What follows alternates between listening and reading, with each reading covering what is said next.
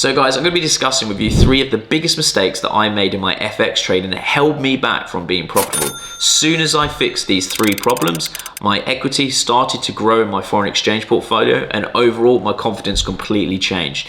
So if you can fix these 3 problems, you're going to be profitable. So let's get started. Out of the 3, let's start with number 1. Number 1 is overtrading. When I started my journey in Forex trading, I was under the belief that I needed to sit here all day long trading the markets from 6 AM till literally midnight. I was burning the candle at both ends, and it wasn't doing me any justice within the markets.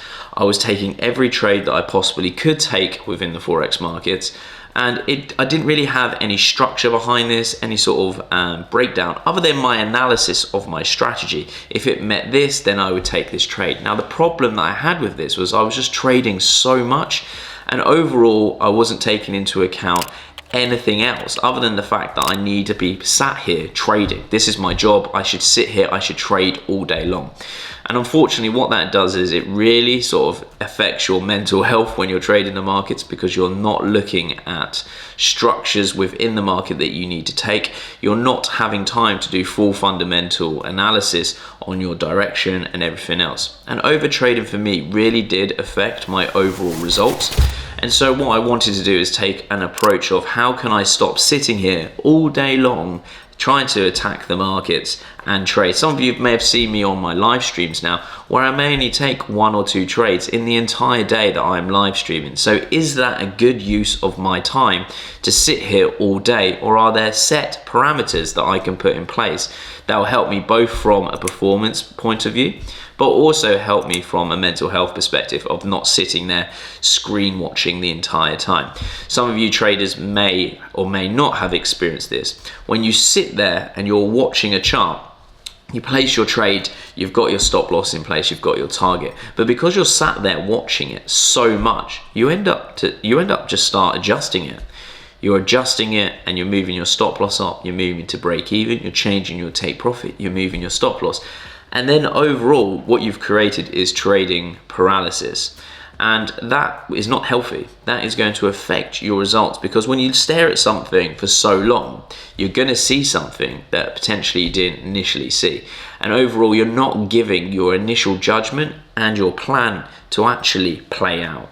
So overtrading, stopping it by simply putting in simple rules of I'm going to take X amount of max trades per day. It must meet this criteria.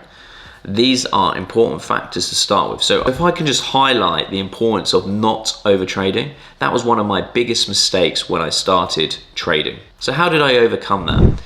I fixed that issue from overtrading by simply putting down parameters of I will only take a maximum of 3 trades per day. These trades need to meet this criteria, and I wrote down the exact criteria that I was looking for. I looked at my fundamental analysis. I will only take trades in the direction of that fundamental analysis. They then must meet my technical analysis, and then the set time frame that I chose to trade. Whether I'm a scalper and trading on 5 and 15 minute time frame, or whether I'm a swing trader and trading on the hourly time frame. So based on that, you need to make sure that you have a strict plan in place. Guys, come and join our $100,000 free trading competition. That's right, you get to put your skill set in the Forex markets to test over a 2-week period, and the winners are going to walk away with $100,000 cash prize pool. That's right, it's really that simple. There is no cost. Click the link, get started, and I'll see you in the challenge.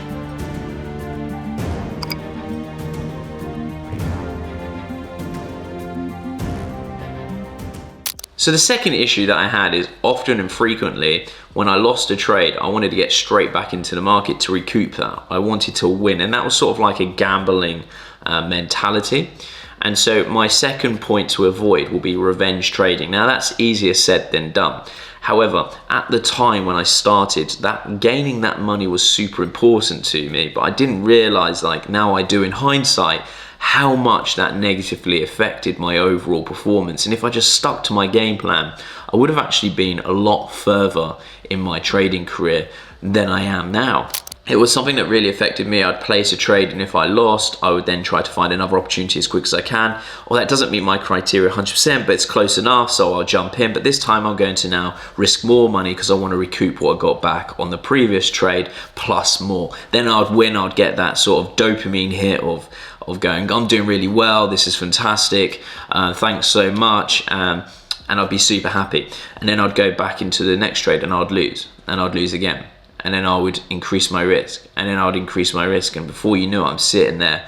My rules have gone completely out the window. I'm not focused on anything, and overall, this is what we call revenge trading. Now, believe it or not, when I'm talking to you, I'm actually talking to 89% of you, which is a male audience. 11% are women that trade the foreign exchange market. This was a study done by Warwick Business School. Women outperformed men by 1.8%.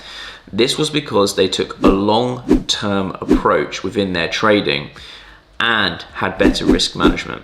Now that's super interesting to see that this is actually more of a male-dominated problem within the foreign exchange markets. And let's not forget that 27% of traders are in the age range of 18 to 34. So we're talking to people that are my age and younger that are in this exact same scenario. So can we take anything out of that? That 1.8% of women perform better than men within the foreign exchange by taking a long-term approach from investing and had risk management in place.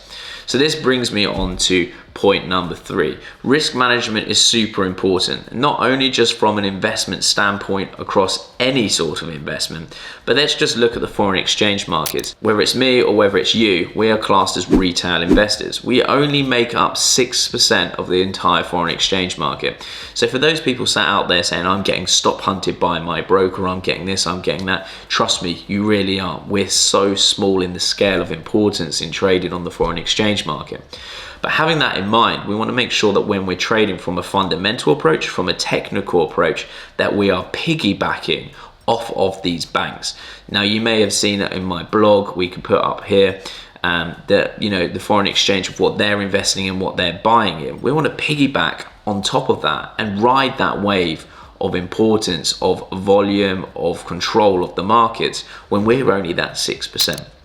So with that, we want very good risk management. Now, risk management for me was a big hurdle when I started because I didn't believe in having stop losses. We're talking 10 years ago. We didn't believe in having stop losses. And the reason why is I'm going to get stop hunted by my broker. They could see where my stop order is, so they're going to ping me out and then it will go in my favor. And you become under this sort of like belief that you are very good at trading. I could hit 50, 60 wins in a row of where I'm gaining between like 8 and 15 pips. And that's how I started out. And it would only take one loss there to be 200-300 pips where the pain was too much and I had to close. Then ultimately I reset basically all of those 60 wins against that one loss. So it didn't take long but for me to realize that I need to correct this if I want to be in this game for a long time, and look at this from an approach of not from a monetary gain but from a monetary protection point of view. So my whole mindset shifting from going from a I'm going to make, I'm going to make, I'm going to make to I'm going to protect, I'm going to protect, I'm going to protect. And if I can protect my initial investment more so than not, then what's going to happen is I'll be open to the opportunity of gain. Now within the markets, I only risk 1% per trade. Now, risking 1% per trade, I like to target at least a 2 or 3 to 1 reward to risk. Now, this is usually a healthy balance for me between not getting stopped out so often, but also getting those rewards. I only need to achieve around a 50 to 60% win ratio to be doing very, very well within the markets. Now, you may prefer having a much tighter stop loss, getting stopped a lot more, but then having a big reward to risk, maybe a 10 to 1 or even a 15 to 1 reward to risk. Be interested to see what your reward to risk is in the comments below. But overall for me, I found that getting that healthy balance, especially from a starting position, having a 2 to 1 or 3 to 1 is absolutely crucial, and embodying that risk management into the whole of these 3 points that I made of don't overtrade. We've got our risk management and obviously revenge trading. Those were the 3 biggest mistakes that I made when I was trading the markets, and overcoming that by looking at it from a different perspective of protecting capital, having risk management in place, making sure that I've done my fundamental analysis, and also not sitting there all day long from a screen point of view, because that was detrimental to all of those three biggest problems that I had within the markets. So if me doing this video is going to help you overcome those three problems and skip all of that pain that I had in my earlier days when I started trading, I really hope that it does. You need to get into the habit of being a robot, almost a lot like me, which is being a robot of, I'm going to follow this setup, I'm going to take this trade, it's got to meet these parameters, and it's got to achieve this reward to risk. And I'm going to make sure that I stick within that entire circle of being able to achieve that on a day-to-day, week-to-week, month-to-month basis, and not change it. Now that's another one of the biggest parts, is people changing their strategy. And a lot of that comes down to overtrading. If you can just stick to it for at least a quarter within the year, 3 months, and then review your strategy. How can it be improved? Where did my positions get stopped out a lot more? Were there currency pairs that weren't favorable to me? Why weren't they favorable to me? Was it because my strategy doesn't align with the movement of that currency pair? Is that currency pair very news driven? Is it correlated to the likes of oil or gold? What's making that market move so that it's damaging my overall performance results? And so it's about having quarterly reviews to be able to make sure that your performance is optimized based on all of that information. If you found this video very useful in fixing how you trade as a foreign exchange trader, and whether or not you're going through these exact problems, get in the comments because I'm keen to hear. And most of all, hit that subscribe button for more content like this.